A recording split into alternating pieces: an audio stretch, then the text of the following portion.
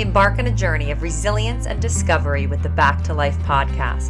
Hosted by Danny Bader, this series delves into the transformative stories of individuals who have faced and overcome life's challenges. From moments of darkness to rays of hope, each episode explores the path to personal growth and fulfillment. Tune in and unlock the secrets to living a life of resilience and purpose on Back to Life. Hi, everybody, and welcome to another episode of our Back to Life podcast. As you normally hear when I open these up, I am very excited for our guest, and that is the case today as well. You know, a lot of times I'll get emails from different people that say, hey, would like to be on your podcast, or I get them from their publicist. And for this guest, I got one of those emails, and I was instantly drawn into it. And I started to do a little bit of research, and Nicole Danielle has an amazing story of awareness, of resilience, and of, let me really focus on what I want. So she's got a tremendous background in TV and producing and actress and beauty pageants and all these things. And I think you're really going to enjoy her story. It's not necessarily a happy story. All of us have those times of struggles. And what you're going to see, though, is the resilience that Nicole had and how she moved through it. So I'd like to welcome Nicole Danielle to the podcast. Nicole, how are you? Thank you, Danny. Thank you for having me. And you get me emotional with that intro because honestly, that's a word that's been coming up a lot since I found the courage to write this book was resilience, but it's a word I never associated with any piece of my life before because when you're so much in it, you don't see that aspect of it. So just thank you for that because that means a lot to me. That's what you have from the takeaway of just hearing pieces of my story. Right. No, you are welcome. You're welcome. I have not read the book. I will. I promise that I will.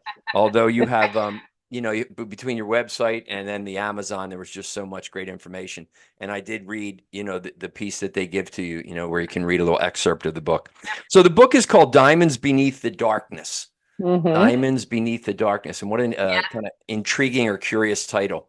So what's the book all about? Oh man, do you want me to explain the title or just dive right into it? Well, yeah, go wherever you want. I mean, I think you and I are kindred spirits, so we'll just trust the spirit to lead us on this. I mean, so Danny, first of all, what's the title? Right, Diamonds Beneath the Darkness. Where'd that come from? Yeah. So okay, I'm crazy enough to, I don't know. I mean, I must be crazy because this is actually a 3-part self-discovery memoir series. So the series in itself is called Life Through Lyrics, which has its own twist we can get into, but part 1 is Diamonds Beneath the Darkness. It is it's my debut memoir. It's actually stories from my life. Where do we even begin with that? As someone since a child who went through a lot, that I never associated any of this stuff with trauma because I never felt like the word trauma was worthy of what I went through in life, because trauma is supposed to be these big things, right? But it was a lot of trauma, decades and decades and decades of trauma and grief and real human experiences I went through in life that I suffered silently with, because since I was a child, I was told I didn't have a voice or my voice didn't matter. Since I was 10 years old with a crown on my head and a platform to speak, but then simultaneously being in judges' chambers, being told, well, no, you don't. And changing my last name to protect my identity, which led to bullying in school and just a lot of stuff at a young age that like you don't have the awareness to be able to process, let alone even begin to talk to somebody about it, especially when you're told what you have to say doesn't matter. So just sit there and be quiet and look pretty. Right.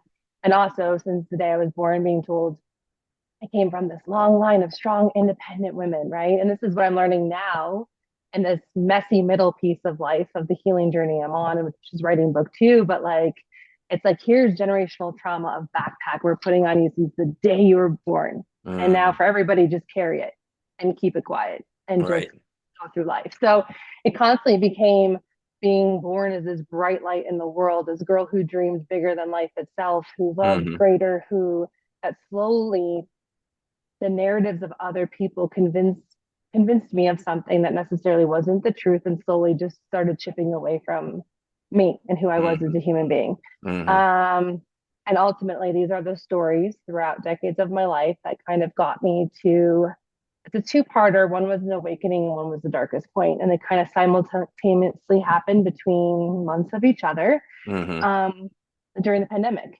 And one of it was a massive panic attack Mm, where I fell to the ground and I was so crippled in the chaos of life around me with my kids and everything that it almost mm, like I was literally inside of the storm. And mm, it was everything I had stayed quiet about because I'd mastered the art of wearing a pain and smile since I was a child. right. But everything just crashed down on me in one moment where I just couldn't breathe. And it was like the Wow. weight of it all was so much, but it was so real. And when I stayed quiet in, because nobody ever told stories in a real way that made me feel like I was never alone in any of this. So Hmm. that was kind of like the awakening of decades of trauma and stuff that I Hmm. went through coming to the surface. Hmm. And So then there was the trauma the you dark. experienced, let me jump in, just back up a little bit. The trauma that you Please. experienced early on, so you did the beauty pageants as a young girl, 10 years old, 12 years Yeah. old, right? I saw some, your hair was all done up, all the outfits, you looked great. You won some. And then in school, high school, I guess, the bullying started, It was middle school. So it was middle going school. from 10 years old winning this pageant. It was the first, I wasn't like a Little Miss Sunshine. It was like we're like what do you like Howlers and Tears. It was like a one-time thing. I won big. I went to nationals, I won big, I won national titles. I was there with Stacy Keebler. Like we were like, it was a thing. Yeah. And so then to come home, and then the other side of the mask was in judges' chambers, legally changing my last name at the exact same time. So I went from winning a state pageant with one name to then winning a national pageant with a different name. Right. So I was convinced to believe and to hate this 50% of who I was, which is my Italian roots. Hmm. So the fact that I completely changed my name because of it for my protection and my, to change my identity. Wow. And so And you're 12, you're how old then? 12, 10, 12, I was about 11. And 11. so then you're transitioning into middle school. So I went Mhm. from who people knew me as elementary to this merging in middle school to, my last name was D, but my lockers were in the L's because the school didn't understand what was going on. And so Hmm. then it became girls, imitating me in front of my face because of that, or Mm. rumors spreading through the halls that I was in the witness protection program. And Right. one of the worst days I share about in the book as a young girl was sitting there and hearing my friends whisper behind me, like, Hmm. "Oh, did you hear about the sand club?" And then Right. they were like, "What's that? Ha ha ha, the Students Against Nicole Danielle Club." And so Right. hear that these kids created a club because they hated me so much because of what I was doing or what they didn't Right. understand, and I couldn't talk about it. Right. So I just stayed quiet. It was like Yeah. And that was the beginning. A lot I more saw, to come after that. But yeah. that was the beginning of it all. And then And never I sharing saw with my some of father again. I saw some of the powerful things they said to you, where you don't matter and you're no good. And, the one, you're a fat effing pig, Oh, that which was my just, ex. when I saw that, that kind of just, man, that gets to the heart when another kid can be so cruel to Well, that cause. was actually as an adult. That was an adult relationship. Hmm. I got to what led to then becoming never seeing my biological family again. So by the Hmm. time of 12 years old, I never saw my father. And Right. so always holding on to hope, but then Hmm. 27 years later, getting a call Hmm. that he was found dead. Mm. So it was like this whole not enough war storyline Wow. throughout most of my life, no matter what Hmm. people saw here. Right. Like I said, I learned the art of wearing a painted smile. So I masked it from the world. I found theater. I Right. realized somebody else. I was more alive than I ever was playing myself, being myself in real life. Hmm. I escaped into this other world in a sense, like with my Hmm. head in the clouds. And that's why I dreamed so big because it was like life was always bigger and more beautiful up there, right? Hmm. Being a storyteller and a creator where people can't touch your imagination. Sure. But then, yeah, but then it was constantly that narrative too of like, you're a dime a dozen, at Right. 125 pounds, being cast in my first horror film in Hollywood, being told they didn't want me because I was too curvy to play that part. Like, Right. but I was too good. So they had no choice but to cast me to then, loving and trusting somebody else that emotionally could slam you down and say, you're never going to be more than you are. And you are a fat effing, you know what? Yeah. And that was at 100.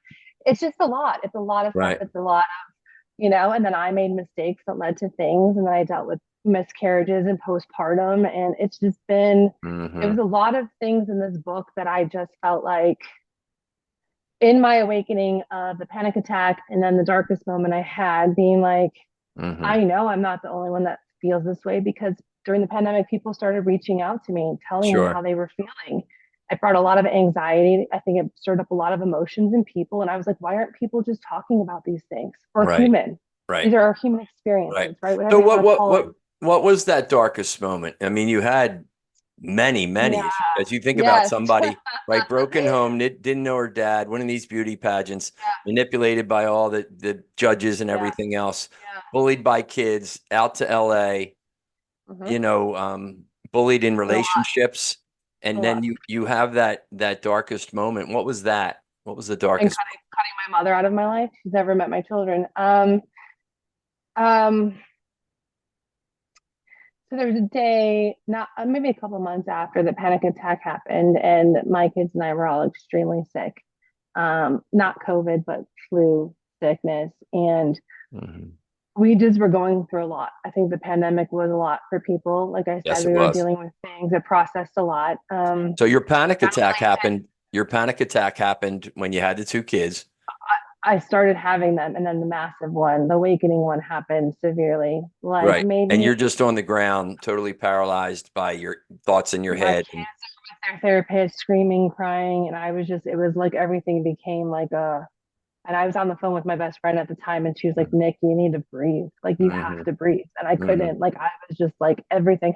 I think I say in the book, it was something like I was existing thinking it was not like I was Alice falling down the rabbit hole, going to Mm-hmm. Wonderland. I was Nicole for once climbing out of the rabbit hole and coming to the awakening of my life, what Right. reality was. Like, I'd Right. been existing in a different space that So wasn't how did you real. get out of the anxiety attack? How did that end? Um, I Because I think so literally many of us have experienced them on different levels. And I had to tune it out. I just remember we had these old wooden floors in Burbank and they felt really cold. And the mm-hmm. only thing I could think to do was I just dropped down in child's pose. Mm-hmm. And I crouched into the floor and put my hands out and just closed my eyes and was like, everything is going to be okay, but right now you just have to breathe. Mm-hmm. And that's what helped me get out of it. But the darkest point was then months later, so during the pandemic, I found out my biological father died. And then my husband also found out his best friend died within the Mm-hmm. same year, Yeah. unexpectedly. Wow. And so there was just a lot of grief. There was a lot of Yeah. life happenings. And at one point, I was just laying there on the floor, so sick from the Yeah. flu. And he just like stepped over me Right. talking. And it was that moment I was just looking at the ceiling. I was like, I've become this invisible in life. Like, this is what the closest thing I feel like I felt like death could be.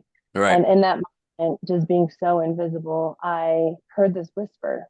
And the only thing I can identify it as is like in my inner knowing. And it just said to me, Nicole, like, this is on the back of my book. It's the first thing you read. It Yeah. was, most people are living to die. Here I am just dying to live. Mm-hmm. That was like the Yeah. moment that changed Most everything. people are living to die, and you were just dying to live to kind of get Yeah. So reengaged. it's Yeah. and what that means, and I don't mean that to ever sound bad to anybody, but you see a lot of people or you cross paths with people who are just okay Sure. coasting. They're just okay existing. It's every day wake up and it's the same thing. You sit in Yeah. front of the TV at night and eat bad food and you scroll social media or they're just doing the days in and days out to get by. And Right. for me, that was like, no, there's so much life to be. Right. Like, So and you. the simplest thing is when you step outside and you feel the sun and you breathe the fresh air, like that's Oh living. yeah. That's Yeah. the moment. It's being present with Sure. people. It's going after your dreams and like it's just life. And you're Yeah. just like, there's such a difference when you come to that Oh moment. yeah. And that was it for me. That Yeah. was my I pivot. call it just living, right? JL, Yeah. that's the enemy, just going through the motions versus Okay. being fully alive. And Yeah. fully alive, I'm working on my fifth book, and it's called A Radical Reverence for Your Life. What is Because it? A radical? a radical reverence for your Okay. life. Um, Very. I think that's the ultimate mindset. When you can wake up every day, and Yeah. radical, the definition of radical means different from the usual or the traditional. So as you're saying, Mhm. and I agree with you, usual, traditional, when you just see people, they're just going through the motions and they're bitching about, the things that really don't mean that much. Yeah, you got to take care of them, but don't make a big deal out of it. You're here, you're breathing, you're alive. Let's deal That's so with the human important. part. That's so important. Like every day and it just resonates so much with the title of your podcast, like back to life. That's almost what that moment felt like to me. It was a pivoting Yeah, point. It's like you can continue on this path that other people right, put you on. I call it the right. noise in my, So, I so, blink and it's so like, or you choose to pivot and reclaim your life. And that's what that was absolutely, for me is turning away absolutely. and So taking back that's, my voice, taking back my voice. I was taking back my life. I love it. And Yeah, yeah, that's it. it's crazy. It's So, radical. so the enlightenment really was that little voice that you heard. Well, and it's to me that's always been in there. It's just Yeah, when you're not strong enough and you lose sense of self, right? I like to right. say self. And all Good. these versions of us are still in there, but then so much stuff just gets piled on you sometimes by Yeah, your own undoing because other people yeah, put these pressures, these expectations, these narratives, and everything on you, and you're not strong enough to say, "Well, no, no, no, this is who I am." exactly. You light starts to dim. Like I feel Right. like the light is you. The light is your authentic you, Yeah, it's right? It's your beautiful. truest self. Yeah, Like we are the purest versions of ourselves when we are born. yeah, I don't know if you know who Humble the Poet is, but I like to reference him because he has that book called Unlearn. I So think it's so. like Yeah. if you start to unlearn these narratives and these stories the world convinced you to believe Hmm. just to get back to the truest part of yourself. Hmm. Yeah. Yeah, I Which is call it kind of the human self, right? And the divine self. So I think yep. that, fourth energy, your heart and your brain and your lungs contribute to your body going. And there's a fourth energy, your spirit.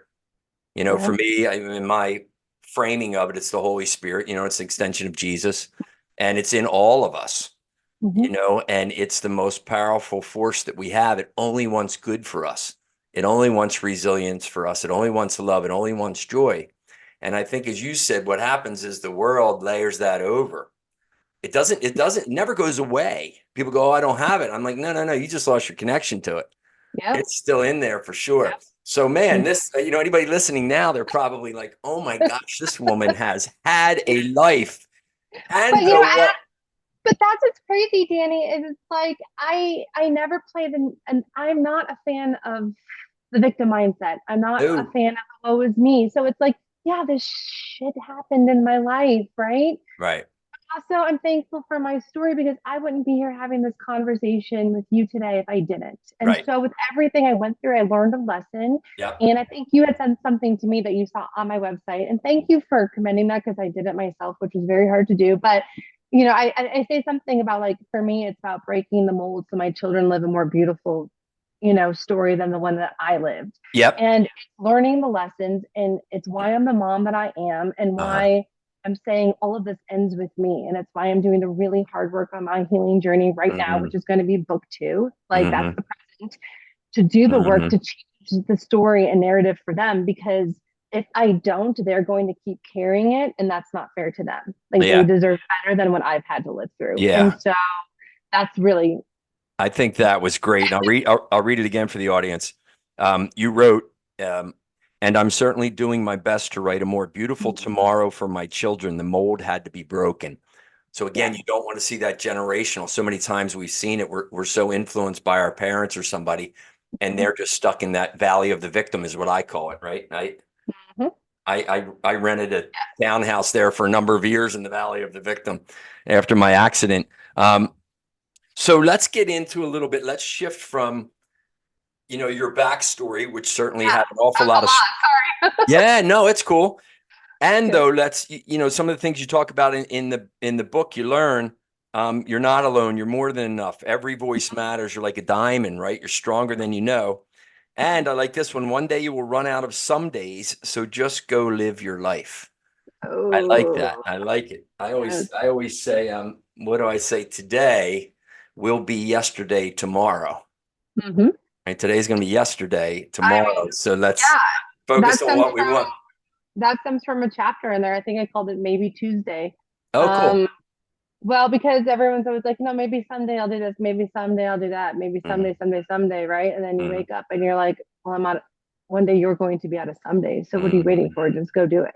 Like, So but we're so afraid. what are Fear two, comes three, four before commitment. things that you do differently now than you did before? So in other words, the principles that we practice create the Mm. fulfillment and the resilience in our life, right? Fulfillment is we're getting everything out of life that we want. Resilience is we have the energy to move through the struggle and difficult times. And resilience is really under fulfillment, right? Because fulfillment is I want to get everything out of life So when you're in the struggles, when you're in the shit shows, what do you want? Well, I want to get through it. So really, all we need to do is pursue a fulfilling life, because that encompasses so much, right? Our relationships, our spirituality, our wealth, the projects, the films and things that you produce. So Yeah. talk to the audience, because I'm sure a lot of them are in something right now in their life, and they're going, "Oh my gosh, you're talking to me, Nicole." Or they know that they will inevitably, life will come along and throw them the proverbial curveball. So what are Yeah. 2 or 3 or 4 things that you really believe are powerful principles to practice? Well, that's where I have a hard time answering that because I'm still in the messy middle of it. That's So all right.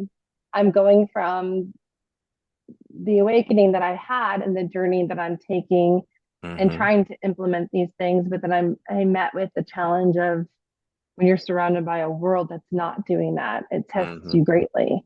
Mm-hmm. Um, and then I also have 2 young kids with special needs, which we haven't touched upon. Right. But it's actually really hard for me to answer because I'm kind of just still in survival mode. Mm-hmm. um, but for me, Yeah, I just want to kind of offer you a different way to think about that, because you said you're trying. And yeah, when people talk about trying, for me, that's an energy of, there's usually a negative energy to it. I'm trying, I'm trying. It's almost like their nonverbals are defeated.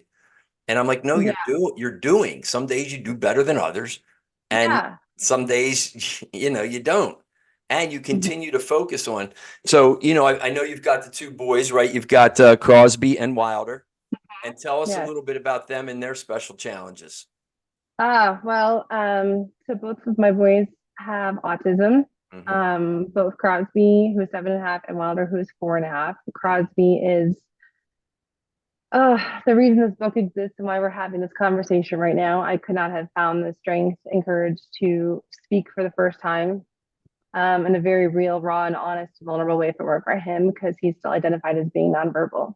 Hmm. And I guess this is one of my big things, going back to your other question, is just the lessons I'm learning from them and the principles I'm choosing for my life at this point, Hmm. one step at a time. And Right. especially having 2 young kids with autism, I've seen the world try to limit them because they Hmm. check a box. Sure. And I've really come to a point in life where they've helped. Real quick, it's funny because a lot of people say, like a lot of people believe parents are here to teach their children, right? But I've always believed since the day these kids walked into this earth that they were here to teach the world how to be a kinder and live a more beautiful life. Yeah. And they've made me a better human being just by being who Amen. they are. Um, and so there was a moment, it was actually last summer, when I was still in the editing phase of the book, that I was on a walk with them and I looked at them and just kind of hit me. And it was like, if you're never going to allow the world to limit your kids because they're different, Right. why on earth are you letting the world limit you? Hmm. And So they let's just, stop right there for a moment, because you were letting the world limit you. oh, yeah. Oh, Okay. for So then what if somebody's listening and they're going, yeah, I feel that same way too. Nicole, what should I do? So now this is where you offer to them and say, this is what I'm doing. Not what you're trying, but yeah. this is what I'm doing so the world no longer limits me.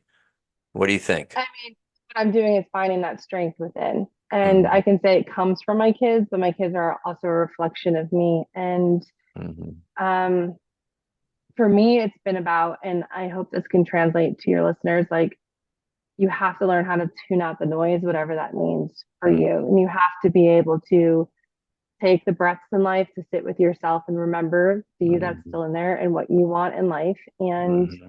the biggest challenge, the biggest roadblock of everything on this past journey, especially the past 2 years, has been what's the biggest thing stopping me from becoming. And I say, the series is Life Through Lyrics, the journey to become. Hmm. And I don't want to tease too much about the entire thread of it all, but it's like we're constantly, for me, we're here and we're breathing. We're supposed to be evolving and growing and becoming in life.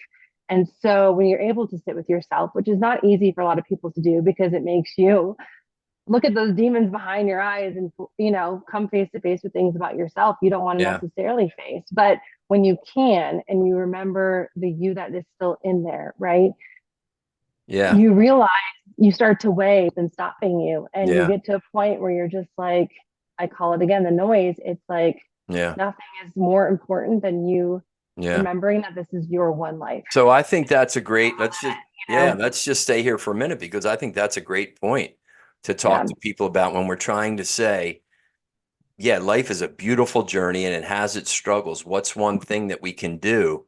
And I Mhm. call it to be still. I just wrote an Yeah. article Yep. how it saved my life because when I went to the Outer Banks of North Carolina in a very desperate state and, Mhm. was thinking of taking my own life again, there was a voice inside of me too. Gosh.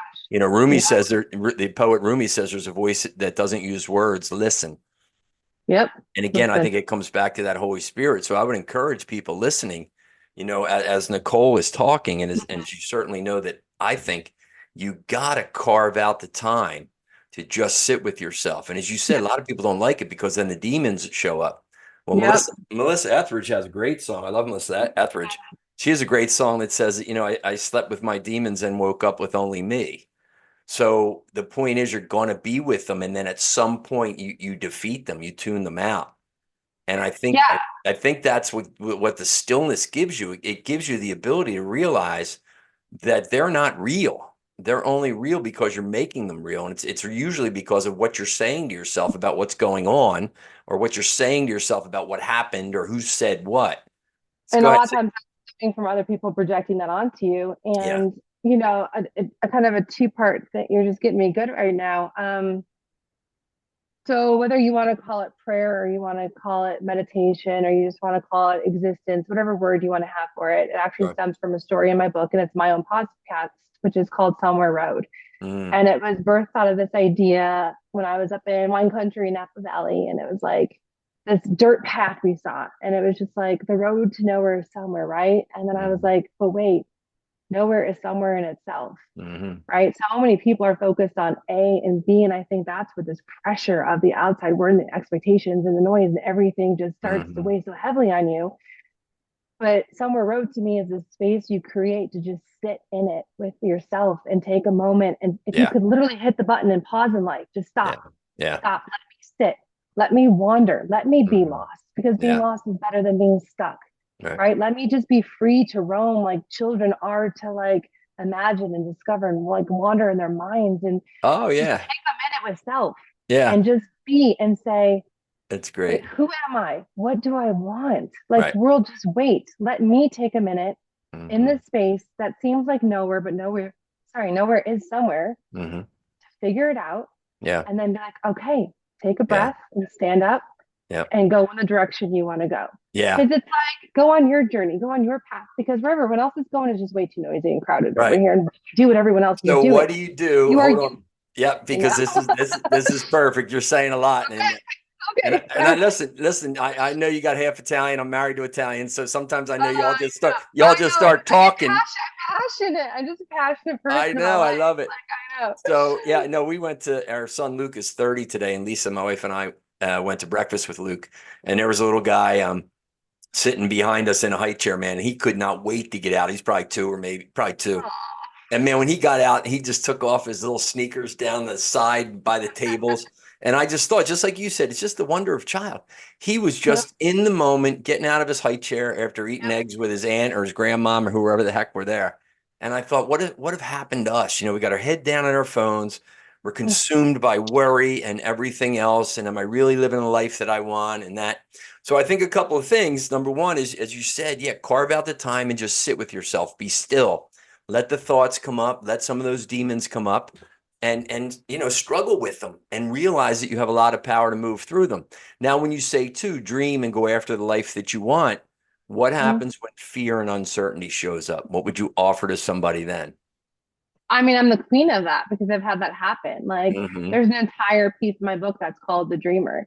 And Right. I talk about how I used to dream bigger than anybody. I used to create dream boxes for people in college. Hmm. And the boys and I, that's something we're doing nowadays to gift to people again so that they have something. But I would create these boxes and I would gift them to people with this handwritten note because I just wanted them to know that their dreams mattered and there was someone who believed in them because it's Yeah. such a powerful thing. But then I was also that person that lost that away because I wasn't Yeah. strong enough to not listen to the noise. Yeah.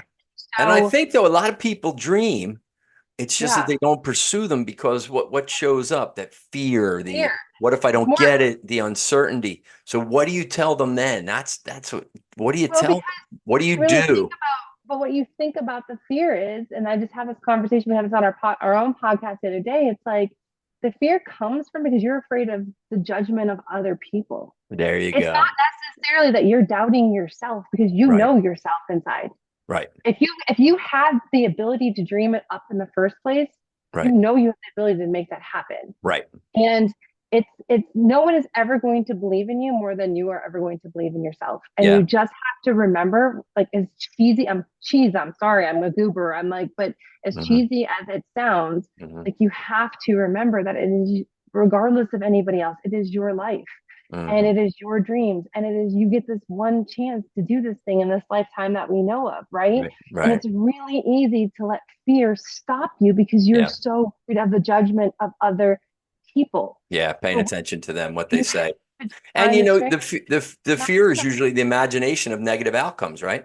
It's the Yeah. what if. So I'll And work with people, stop and most people for doing anything, you know? yeah, what you're saying is I'll just say rephrase the what if. What if it Yeah. doesn't work? What if I don't get this part? What if I can't afford it? What if I don't? But Yeah. rephrase it. What if it does work out? What if you do get the part? What if You're you getting me so good right now because, like, I literally wrote at the end of my book, it was like, even with, I don't want to spoiler alert what happens at the end, but I wrote, like, it was such a hard decision to do what we did. And I was like, but what if I fail? What if I this? hmm And I said, but that's okay. Because at Yeah, least I can say I tried. And sure. in trying, I learned something. And even if I face plant and make a Right. fool of myself on this next journey of my life, Right. at least I can say when I look back on my life, I don't regret never having taken Sure. that chance. Sure. Yeah. So I You think two know? things. I think two things there that you talked about that are great is right. Rephrase the what if. What if into a positive? What if they? Yeah. What if they happen? What if they happen? And sometimes we got to play out the what if negatives. So as you just said, what if I fall on my face? What if it doesn't work out? And when you answer that, what if you fall on your face? And you go, okay, well, I'm still going to be here. My husband's still going to love me. I'm still going to have two beautiful little boys that still love me, and I've got an opportunity to do something again. Right. So Mm-hmm. even when you go down and project the negative outcomes, sometimes you'll have to, when I coach people, I'm like, okay, what if that does happen? I mean, what happens? And most times they go, oh, and they don't have Yeah. an answer. I'm like, yeah, it just happened. So these negative outcomes can be an event, or they can Mm-hmm. be a lifestyle where you get caught in that, oh my gosh, it always happens to me. I just can't, blah, blah, blah, you know? Mm-hmm. Well, and I think some of it too is we live in a world and where people seek to be like people pleasers. They'd Mhm. rather be like than being bold and taking the chances. And Ah, when I was getting towards like, it took me 3.5 years from the first words I wrote to self-publishing this book on my own. mhm. Um, and I almost didn't click publish because I was literally physically throwing up and sick the week before because I was so consumed with fear. I Right, was because I wrote this in such a real narrative. It's like right. reading a friend's diary. I literally put myself back into these versions of myself. So I Yeah, wrote it from these different versions of me. yeah. And I was terrified. I was like, the world's going to attack me. People are going to be mad at me. They're going to judge me. They're going to, should I say this? Say that this. Sure. And then I had a moment where I was like, Nicole, get out of, just stop. Just stop. This is your ego talking. Hmm. Hi. Because you know what? The longer you prolong Yeah, clicking publish on this book is sure. going to be the difference between this book crossing paths with someone who maybe Right. really needed it when they That's needed it. it more than they knew that they did. And That is so I it. had to say, get out of your own crap, girl. There are people who need to know that they're not alone. And, like, as a self-published author, I then had 7 in-store author events Yeah. at different Barnes and Nobles and bookstores, and people are coming Yeah. up to me and they're crying and they're hugging me and they're thanking me Sure. because people just want to know that they're not alone and someone sees them and someone Right. hears them and someone, like, gets it. Like, and those moments for me, it's Hmm. just so fulfilling because it's like that's what happens Yeah. when you do away with fear. Yeah. Well, And again, there's still people that judge yeah, me every day, but I'm like, whatever. There's sure. people. It Well, that's the matters more than thing. it's connecting with Yeah, people. that's the thing again. When you operate from that human self Yeah. of ego, and what happens if nobody likes it, and what if I don't sell it, and what if people make fun of me, and what if blah blah blah, you're not going to push publish. When you operate from your your divine self, your spirit. And what if just one person gets this that needs it? What if this changes one person's life? You know, when I had the first book, when I was all stuck like you writing, a coach out in California said to me, what if you're not writing it for the people who don't want it? Mm-hmm. She threw the double Yep. negatives at me, which really got me thinking. In other words, of saying there's going to be people that don't want it, then going to criticize.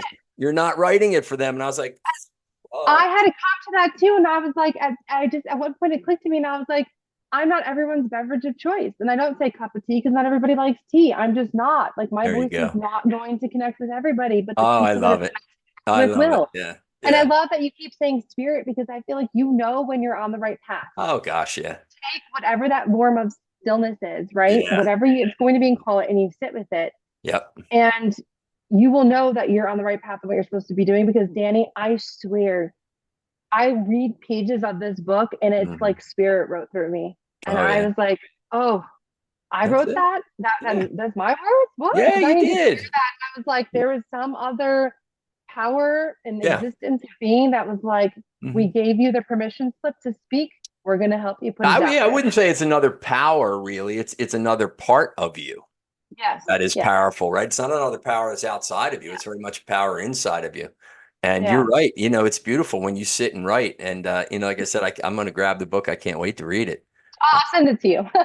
Just send me No, an address. I'll send it I'll to grab one. you. Well, you can send it to me. You can sign and send me a copy, and then I I'll keep will. that one and I'll give the other one away. That's what I like. Oh, you're so sweet. Yeah, Thank because you. people will say, I'm going to buy it. I said, I'll send you one. And they go, no, but I'm Yeah. going to buy it. I'm going to say, great, I'm going to send you one. And then you give the other one away to Yeah, somebody that you that's think awesome. will benefit from it. Yeah. So let's kind of go into wrap up mode here. Okay. Where can people find the book? Where can they go? We've talked a little bit about the website, but we haven't given the address for that, which is really a cool website. Thank you. I'm still working And on see it. It's some of hard when you're doing it all yourself. the testimonials from the book, man. Some of them are like really powerful, not light. They are.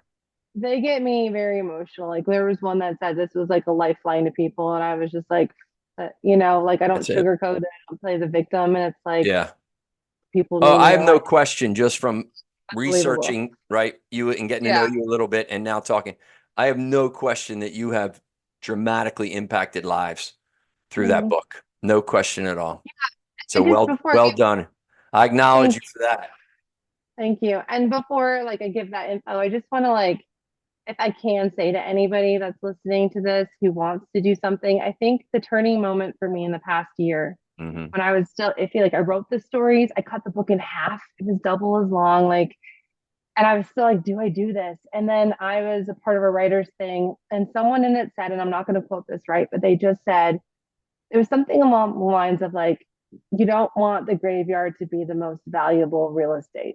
Like basically, like don't let your stories die with you. And I translate Yeah. that to anything. Like again, it's like don't look back on your life and have regrets. If you have a passion, you have something you want to do.